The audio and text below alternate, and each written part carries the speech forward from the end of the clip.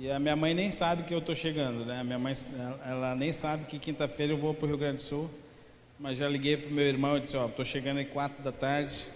Aí meu irmão ficou de me buscar no aeroporto.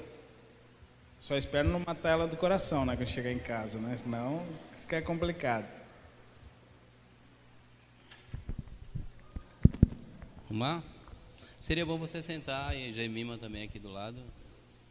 Não, aí mesmo. Jemima também? Aqui, ó. Jemima, calma. Os dois. E Jemima hoje, ó. Os cabelos brasileiros. Não é cabelo indiano, é cabelo brasileiro. Temos já duas perguntas aqui. Qual foi a maior dificuldade que enfrentou na Índia e como ela foi superada? A maior dificuldade na Índia é justamente a língua, né? A Índia tem 22 línguas oficiais. Alguns discordam disso, mas são basicamente 20 a 22 línguas oficiais e todas diferentes daquilo que a gente conhece aqui. E eu não sabia inglês, eu sabia o francês, que eu estive na África, aprendi o francês lá, sabia o espanhol, envolvimento, né, com o pessoal de fala hispânica lá no Rio Grande do Sul e na África também tinha alguns mexicanos que trabalhavam com a gente, então a gente aprende, o espanhol é mais fácil, e o português, mas nenhuma delas útil na Índia. Então, quando você tem um objetivo de vida, de levar uma mensagem de transformação para as pessoas, e você não fala a língua, né, que mensagem você vai conseguir transmitir? Claro que eu incentivei as pessoas a viverem o Evangelho, né, a serem da forma prática, de se envolver com as pessoas, de amá-las, mas tem alguns momentos que as pessoas vão fazer perguntas para vocês, se a gente não sabe a língua, como a gente vai se comunicar? Então, a língua foi o principal empecilho, mas eu consegui aprender o inglês, hoje eu me comunico bem, eu consigo até pregar em inglês e tudo mais. Então, estive na escola, tinha que ir todo dia para a escola para aprender o inglês, né? Então, depois de muito tempo longe da escola, fica meio difícil, mas graças a Deus consegui. Agora o desafio é aprender a língua da Jemima, que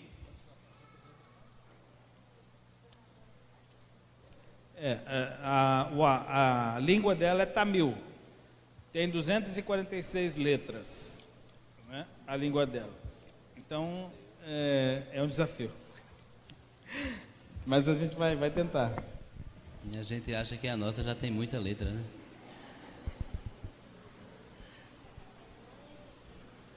Ela disse que não é difícil. Até as crianças lá. Eu sei que não falam. é difícil. Eu tenho aprendido que não é difícil.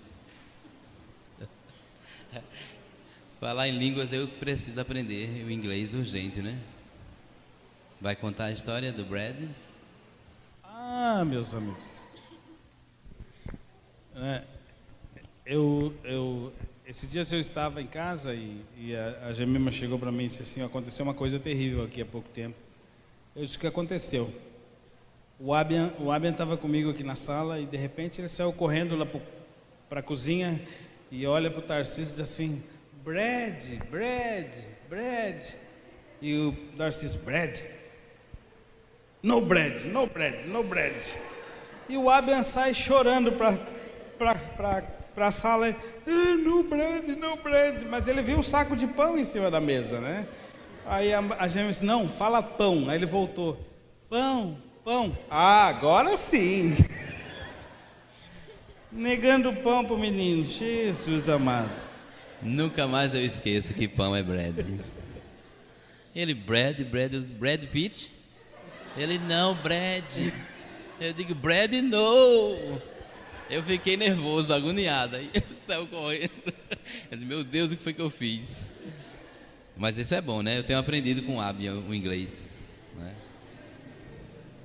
É engraçado que às vezes eu pergunto a ele o pouquíssimo que eu sei de inglês, né? Palavras soltas assim, tentando emendar uma frase, e ele me responde em português. Aí eu digo: engraçado, eu estou falando inglês agora e ele responde em português para mim.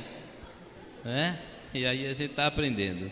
Bom, tem outra pergunta, qual a diferença entre a culinária brasileira e a indiana?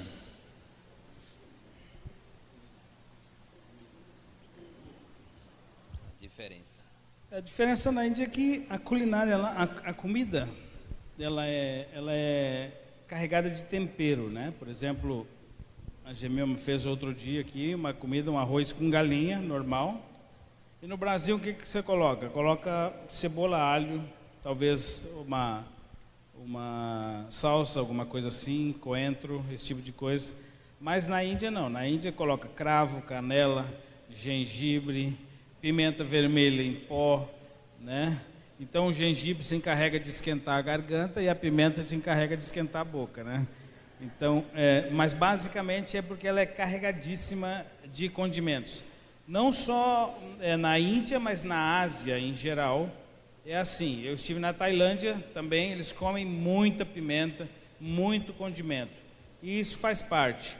A gente não encontra o nosso pão francês lá, né? Agora começou a surgir algumas padarias que estão fazendo aquele pão italiano, o baguete, mas normalmente não se tem pão. Eles usam, vocês já viram aquele pão sírio que parece um disco de pizza, né? Pequeno, aquele ali.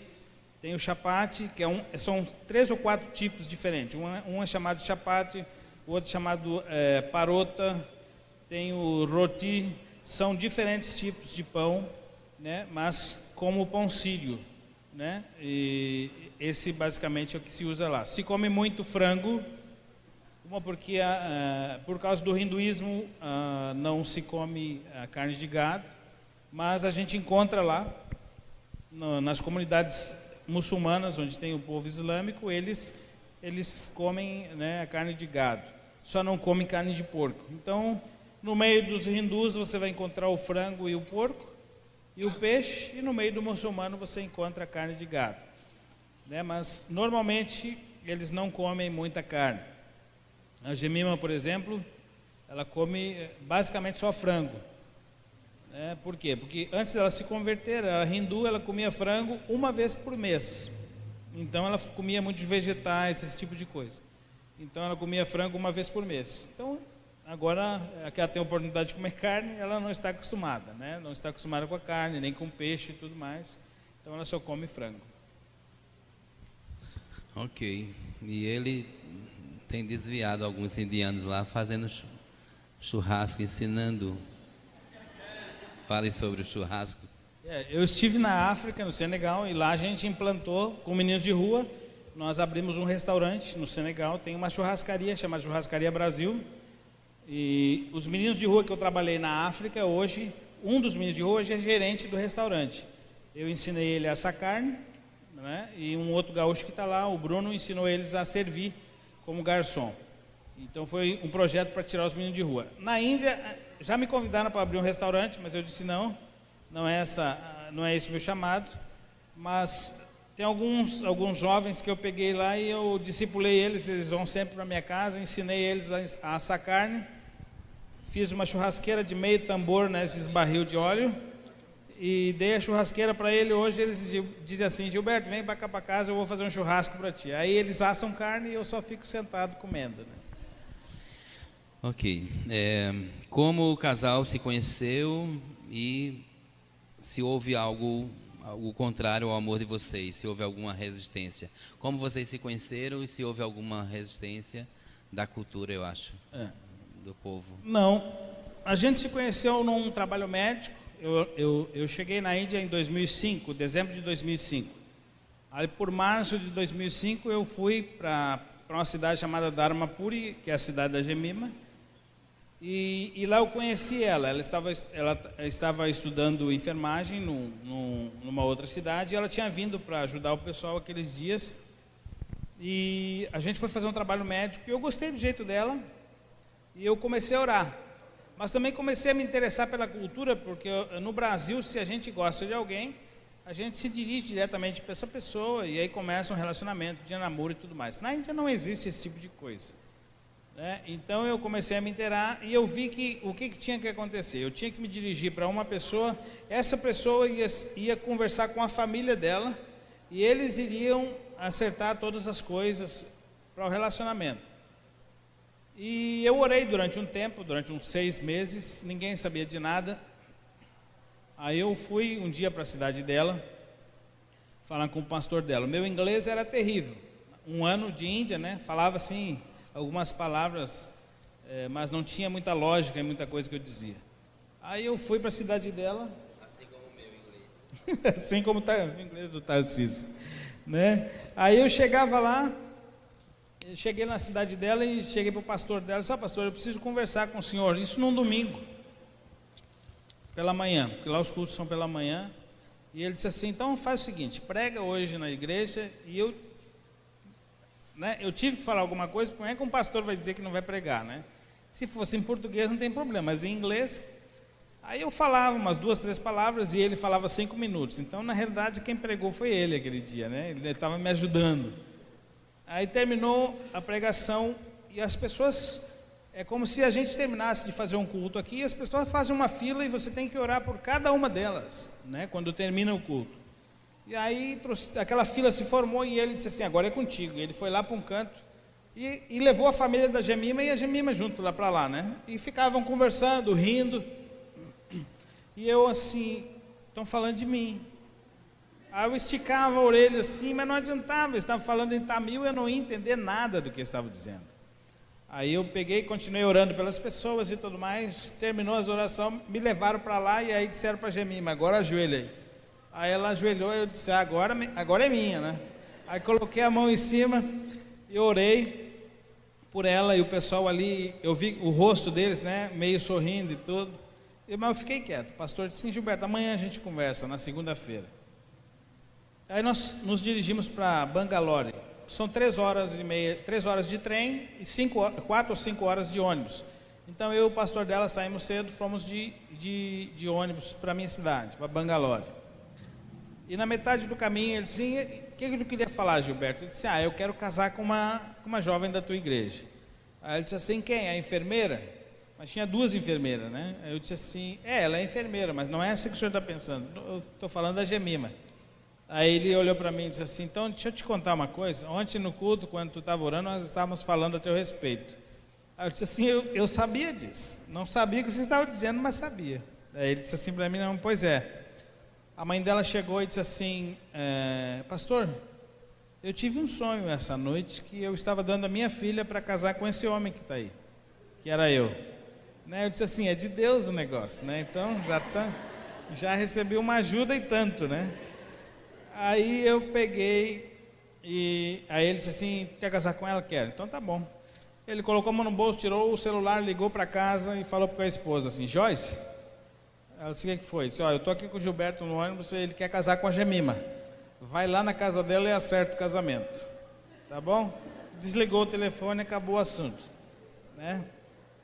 Eu nunca tinha conversado com ela, nem ela conversado comigo. Uma porque ela não sabia inglês, ela sabia só tamil. E outra que o meu inglês era um inglês aleijado, não tinha condições de conversar com ela. E aí o que aconteceu? Eles começaram a acertar, chamaram alguns familiares depois, uma semana depois, para conversar. Me levaram lá e disseram assim: olha, ele tinha que ter aprovação dos outros familiares, né? E um tio dela é oficial do exército, é um major do exército. Aí chegou e olhou para mim: tá bom, gostou de mim? Então todo mundo deu um aval positivo, a gente marcou o casamento, né? Marcou o casamento não, a gente fez o noivado no dia 2 de dezembro. Dia 27 de dezembro a gente casou, 25 dias depois. Não tem essa de namoro lá, né? A gente foi direto para o noivado e casamento. Acho que a gente conversou 1 ou 2 vezes, conversou entre aspas. Depois, antes do casamento, eu ia lá, a família toda na porta da casa, assim, de fora, olhando para mim, e eu e ela sentado, uns 10 metros, né, tentando dizer alguma coisa naquele inglês tupiniquim, né? Aí, casamos. Detalhe, beijei a minha esposa e peguei na mão dela depois de casado, né? Aí outro dia eu falei isso numa Assembleia de Deus, uma irmãzinha velhinha de cabelo branco lá atrás disse assim: Senhor, ensina isso para os nossos jovens, né? Então foi assim que a gente se conheceu e resolvemos casar. Quais foram as maiores dificuldades em relação à cultura? A cultura indiana. Olha, gente, eu não tenho dificuldade com cultura nenhuma.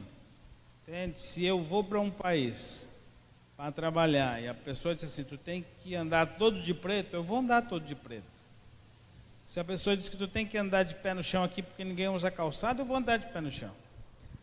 Na Índia, a gente come, no Senegal, na África, era tipo o prato era uma bandeja de pizza, né? Um prato redondo, grande. Isso no Senegal, na África. Aquele monte de arroz, peixe, molho, 1 ou 2 cenouras, um jiló, um pedacinho de outro legume ali, berinjela. E se comia com a mão, todo mundo no mesmo prato. Não tem dificuldade com isso. É cultural. Na Índia se come com a mão também. Usa-se a mão para comer, não se usa talher. Não tenho dificuldade com isso. Entende? Para onde eu vou, eu não carrego comigo a minha cultura brasileira. Né? Eu não carrego, no Brasil a gente faz assim. Né? Então eu anulo essa parte e aí a outra cultura não tem dificuldade nenhuma de assimilação, não tem dificuldade nenhuma de se sentar no chão para comer. Né? De se cruzar as pernas, colocar o prato ali e comer com a mão. Que dificuldade que tem? Entende? Então, para mim, não houve dificuldade dentro da cultura nesse sentido. Complementa dizendo, e se isso configurou um obstáculo para pregar? Não. Por quê? Para eles, por exemplo, para o indiano, para a família da Gemima, para outras pessoas, eles gostam de me convidar para ir na casa deles a alguma festa, né? Porque um estrangeiro veio, alguém de fora veio, alguém que está trabalhando na Índia, que está dando alguma coisa para o povo indiano. Para eles isso é muito importante. Tem pessoas que têm uma baixa estima, né? Muito grande. Então eu estou sempre indo na casa deles na medida que eu posso.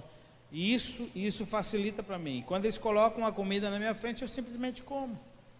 Entende? Não pergunto o que é, né? Não pergunto o que é, não pergunto de onde veio. Faço como o Paulo disse: senta e come, eu sento e como. Eles enchem o prato de novo, eu como de novo, né? Acabou. Entende? Isso quebra barreiras. Isso quebra barreira. Quer dizer, eu estive na Tailândia e um pastor fez uma coisa interessante um dia.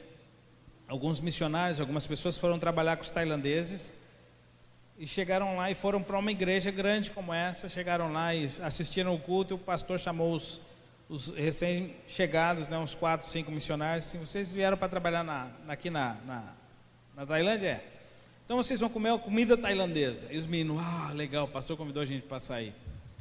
Aí pegou os 5 ali, colocou no carro e levou para a zona da prostituição, né?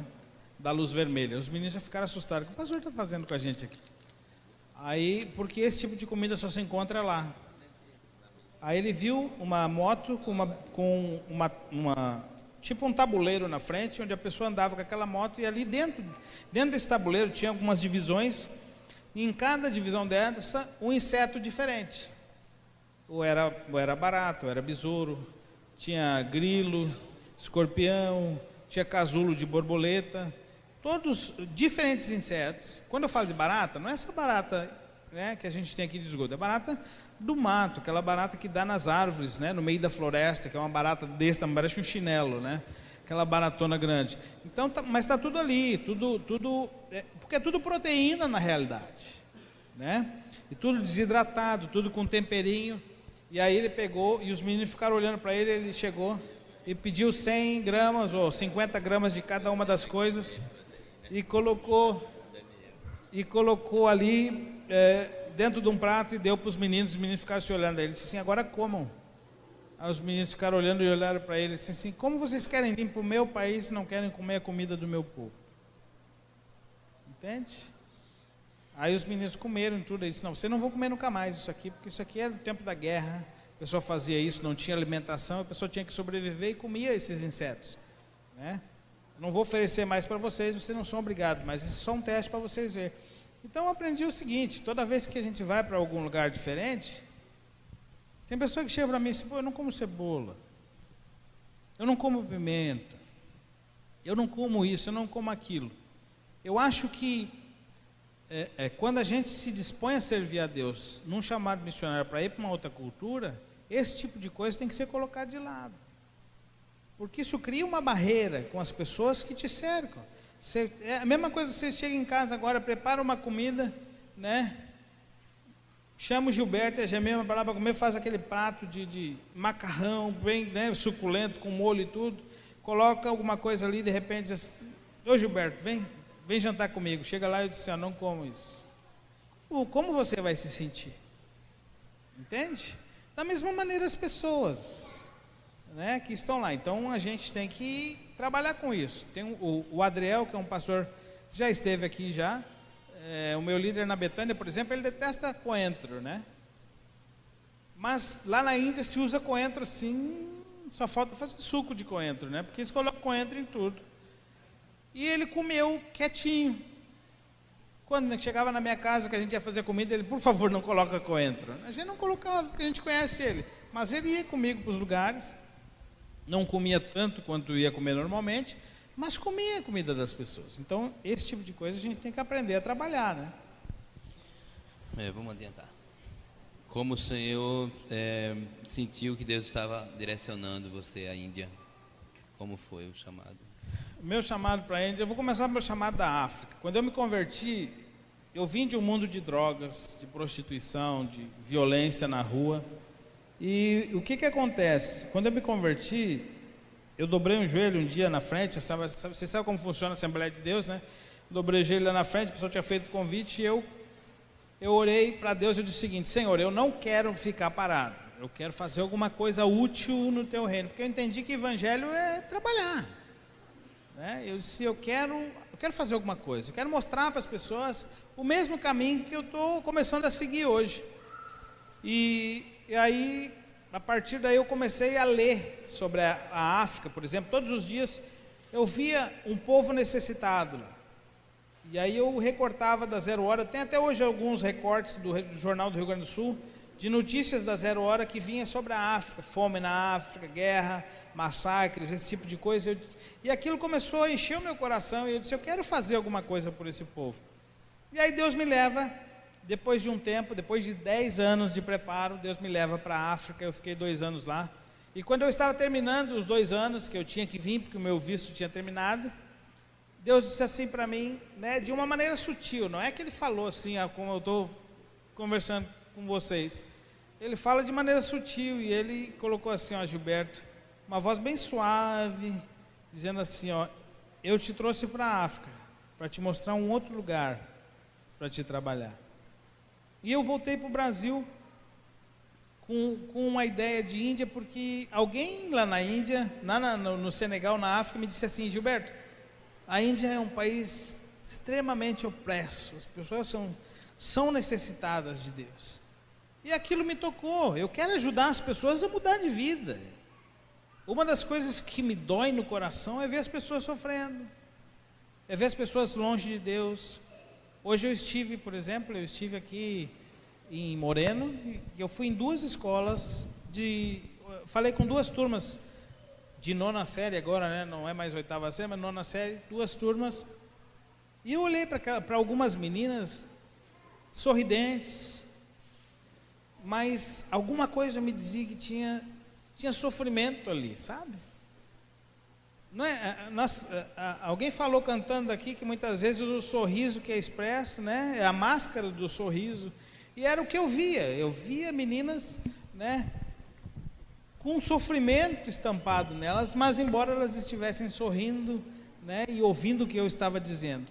Então eu me interesso por isso e eu gosto de ver mudança, eu gosto de ver as pessoas felizes, sendo curadas dos problemas interiores. Eu disse: então, Senhor, é para lá que eu vou. Aí eu me preparei. Depois de 2 anos da África, Deus me leva para a Índia. E lá na Índia Ele me deu uma paz tremenda, né? Me deu uma paz tremenda, me deu condições de conversar com aquele. Eu me sinto em casa. Eu me sinto em casa na Índia. Lá eu me sinto em casa, eu me sinto bem sentando com eles na rua, conversando com eles no ônibus, embora os costumes sejam totalmente diferentes, né? Tem coisas que eles fazem que o brasileiro ia arrepiar, mas eu me sinto bem com isso, Um dia, por exemplo, eu sentei no ônibus, peguei o ônibus para a cidade, sentei no ônibus, sentei na janela. Eu estava desse lado e o banco do meu lado esquerdo estava vazio. Lá tem banco para as mulheres e outra parte de trás é para os homens, eles não sentam juntos.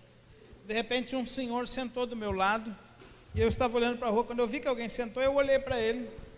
Aí esse homem olhou para mim, pro meu rosto assim, fez assim, ó, arrotou na minha cara, né? Eu virei para a janela e disse, eu não acredito, eu vou dar um murro nesse camarada, né?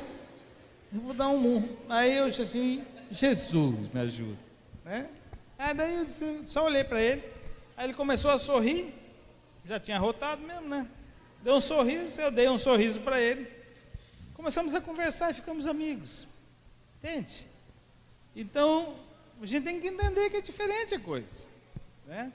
E eu fui chamado para lá, e eu me sinto bem com eles, me sinto bem no leprosário, sento no leprosário, abraço os leprosos, pego na mão deles. A pessoa tem medo de pegar lepra? Eu não, se eu tivesse medo de pegar lepra, eu não estava lá, né? Me sinto bem. Então isso para mim é como Deus colocou no meu coração, o desejo de lá. E eu quero servir, quero ser útil. Como o cristianismo é tratado na Índia e qual a maior dificuldade para pregar, né? Para mim, estrangeiro, né, o cristianismo ele não é bem aceito, não só na Índia, mas no mundo, porque o cristianismo que se apresenta é um cristianismo de crítica, né? As pessoas vão para outros lugares para apontar os erros das pessoas que não andam com Jesus. E isso está errado. Nós não fomos chamados para isso, né? Nós somos chamados para viver um evangelho que derrama amor sobre a vida das pessoas. Esse amor quebra a resistência e você vai ter a oportunidade de falar de Jesus, né? A minha bisavó, por exemplo, muitos leprosos morreram. Eu não sabia disso. Um dia a minha avó chegou e disse, a minha mãe morreu. Muitas pessoas morreram nos braços dela porque ela ia para os hospitais de leprosos. A minha bisavó abraçava os leprosos e os leprosos morriam nos braços dela, entende? E muitos aceitam Jesus simplesmente porque levaram um abraço. Então isso é evangelho, né? E cristianismo, por que ele não é aceito? É porque a primeira coisa que as pessoas procuram dizer é o seguinte, olha, você está adorando uma imagem que é de barro, de madeira, de pau e tudo mais. Isso pode ser para ti, mas para as pessoas aquilo é importante. Elas acreditam naquilo. Eu não posso tirar isso delas e não oferecer nada melhor. E como que eu vou oferecer uma coisa melhor? Vivendo com elas. Não é chegando e dizendo assim, ó, isso aí está errado, abandone isso aqui e vai seguir isso aqui. Isso não existe. Você tem que viver com elas e elas vão ver, puxa vida, Gilberto, eu preciso mudar. Entende? Então o evangelho é tratado assim. Agora, eu não posso falar de evangelho lá porque eu sou um estrangeiro, o indiano pode. Ela pode falar de Jesus, podem agredir ela, podem bater nela, podem, mas não vão expulsar ela do país. Eles me expulsam do país, eu nunca mais volto para a Índia.